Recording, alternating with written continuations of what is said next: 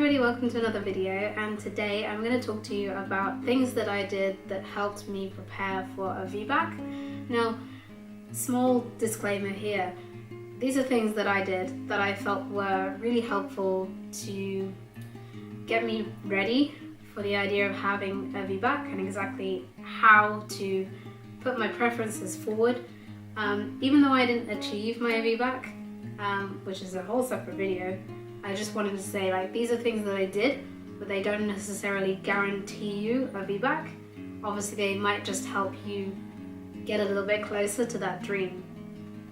I live in the UK, and things are often a little bit different country to country, so you will have to take into account some things will be different. But I thought I would just go through a few things that I did that I feel were very beneficial in general, just for mostly my self-confidence and my sort of, my confidence in actually putting forward what I wanted.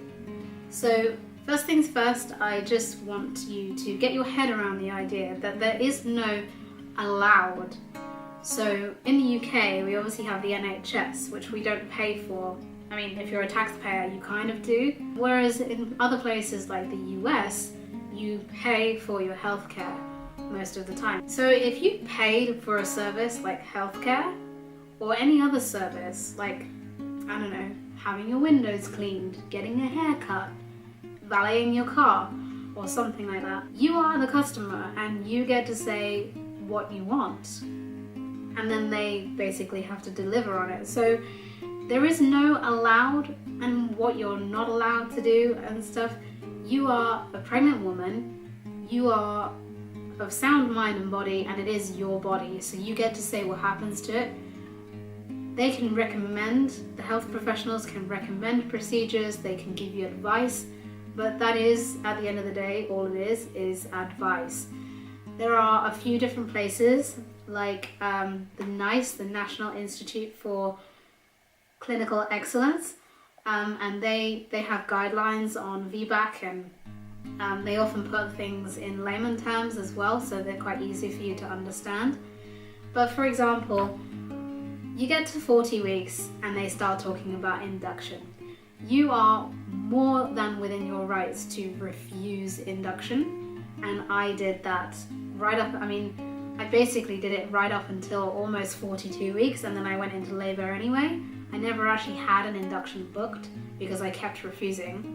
So it's your body, you can choose what happens to it. But more often than not, what happens is you then feel bullied, scared, belittled into making a choice that you're not comfortable with, and you are not given the alternatives. So it is important that you understand that you are the boss, okay? And once you kind of get your head around that, then other things start to fall into place. Which brings me to my next point, the BRAIN acronym. So use your brain. And this is an acronym that was given to me by my doula, and I used it every day every time since the time she told me about it.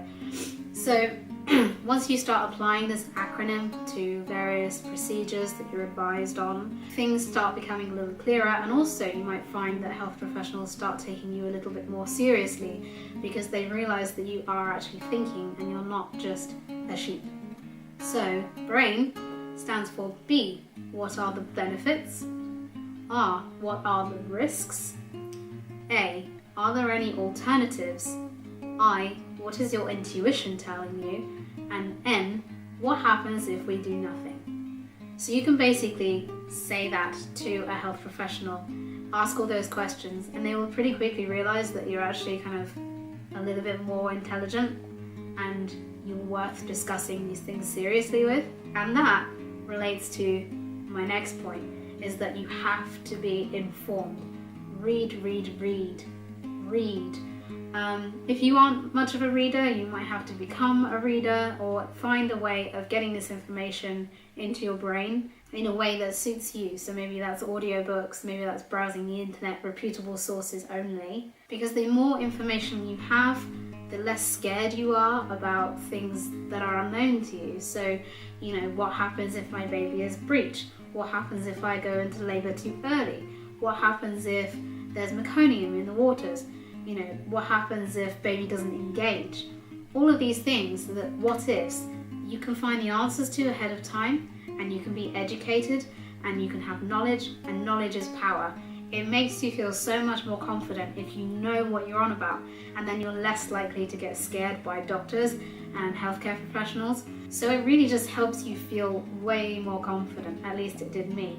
So the books that I read anything by Ina May Gaskin or Ina May, I'm never sure whether to say Ina or Ina. Guide to Childbirth by her, and I also read most of Spiritual Midwifery. Guide to Childbirth is more sort of evidence-based, sort of like handbook.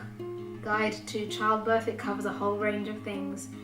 And then Spiritual Midwifery is mostly birth stories from women who have birthed in Tennessee on the farm, which is run by Ina May Gaskin and her colleagues, all of whom are fully trained midwives. I also read Childbirth Without Fear, which is a very old text, but it is still hugely relevant. It was revolutionary at the time, the idea that childbirth does not have to be feared or a painful experience, and you can get that online really easily. I also read Rediscovering Birth by Sheila Kitzinger, which is not so much a handbook, it's not particularly practical, but what it does is it kind of illustrates the different cultures' attitudes to pregnancy and birth through all over the world and throughout history. And what you actually discover is that Western medicine and most of the Western world has a very unusual view of pregnancy and birth being something that needs to be highly medicalized and is very risky and dangerous. So that was kind of just interesting just to get some perspective and see how other cultures do it. And it's kind of just more of an interesting read. Now, if you wanted something that was a bit more tongue-in-cheek and less spiritual, then I could recommend reading Expecting Better. And I will link all of these in the description below, and you can go and look at them. But Expecting Better is a little bit more modern. It's written in a slightly more humorous way, but all of the research in it is very recent, and it's also typical for the modern woman. It gives you basically unbiased information about various different procedures. In addition to reading, I would suggest joining groups on Facebook and other communities that are similar. So one group that I had a lot of help from was How to Have a VBAC, run by Mimi Brooks. That was invaluable because there are lots of other women who've either had VBACs or they're trying to get their own VBAC, and there's so much information out there. It was really, really helpful just to, anytime I had a question, I could put it out there and I could get information back pretty quickly. And it's really nice to know that you're not alone. I should have probably mentioned this earlier, but try and figure out what happened in your last birth and why it ended up in a C-section. There may be that, perhaps it was complete fluke and it was just unlucky, and maybe things can be different another time. Maybe you had a very clear idea of what you wanted from that birth and it didn't happen, so why didn't it happen? Really think it through. And then, in addition to that, write a birth plan for this one. It may not happen, it may not go how you want it to go, but it is so valuable to have an idea of what you want so that you're not stumbling around in the dark for answers when you're in labor. It's really valuable to have all of this stuff figured out before you go into labor, because it will really help you when you're asked in labor. Don't be disappointed if things don't work out how you want them to. It's really okay. The birth plan is just there as a kind of ideal situation and something to refer to, especially for healthcare professionals.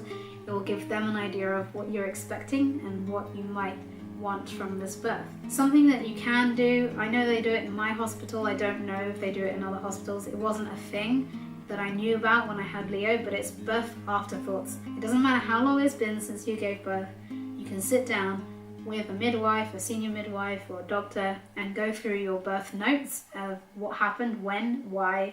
It can be really helpful for just processing previous trauma, or however you feel about your birth. It might be really helpful just to get an idea of understanding what happened. Something I would recommend, but is not always feasible for everybody, is to get an advocate.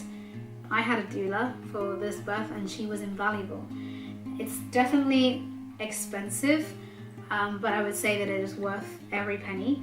she actually was really good at sort of getting me to think of answers to things that I hadn't thought about before, and also just like asking the right questions when I wasn't able to. She actually saved my bacon a couple of times. There was once when a doctor was pushing for artificial rupture of membranes, and she pointed out that that would technically be an induction, which was not recommended for me by the registrar we had seen previously. And then also when my midwife who was with me during labour, she went on her half-an-hour break and she left us in the care of the senior midwife who was in the office, and our trace was being transmitted through to the office wirelessly so they could keep an eye on his heart rate and mine and everything from a distance. It was actually Charlotte in the end who noticed that there was something up and she didn't feel happy with the trace, so she went and notified the staff, and then that basically led to me having a C-section. But had we left it any longer, we don't know what kind of situation we would have been dealing with. So, and I was quite lucky because my doula, Charlotte, had midwifery training, so she kind of knew what she was up to. I really do think that she was worth it. So definitely have a look into it. Sometimes student midwives are slightly cheaper, student doulas are slightly cheaper than fully qualified doulas because they're learning and they need case studies. But do shop around, think about it if it's something that you want. You know, sometimes finances are tight, but I would definitely recommend trying to find a way to have an advocate, because you need that person who's going to be able to answer on your behalf when maybe you're busy in the middle of a huge contraction or something, or you're just, I don't know, tired or whatever, or hungry, you know. And also somebody to take over from your birth partner, someone. It was really helpful for me to know that someone was there to help John if things got a little bit tough, you know. And then finally, I would recommend going to see a chiropractor in your sort of third trimester. Find a chiropractor who is used to dealing with pregnant women and is qualified to deal with pregnant women. I was really happy with mine, and she actually provided me with a lot of relief when I was having pain, like with my hips and stuff. I did quite well with pregnancy. I didn't find it to be terribly uncomfortable. Pregnancy does not have to be uncomfortable. It should not be uncomfortable, but most of the time, due to our modern lifestyles that are typically more sedentary, we find that pregnancy has a lot of pain and discomfort associated with it, and it just doesn't have to be that way. But also, chiropractor can help with optimal positioning of the baby, and also make sure that you are in alignment and that you aren't tight in any areas that might compromise your ability to give birth. I would definitely recommend doing that. Again, that is kind of a financial quandary again, but if you can afford it, I would definitely recommend it. So those are the things that I did that really helped me with preparing for my VBAC. Like I said, I didn't get my VBAC, but I really do feel like there was a lot that really benefited me, even though things didn't go how I wanted them to. So I'll leave you with that. I'll leave links in the description. If you liked this video, don't forget to subscribe. If you haven't already, give me a thumbs up, and I'll be back with another video really soon. Bye guys!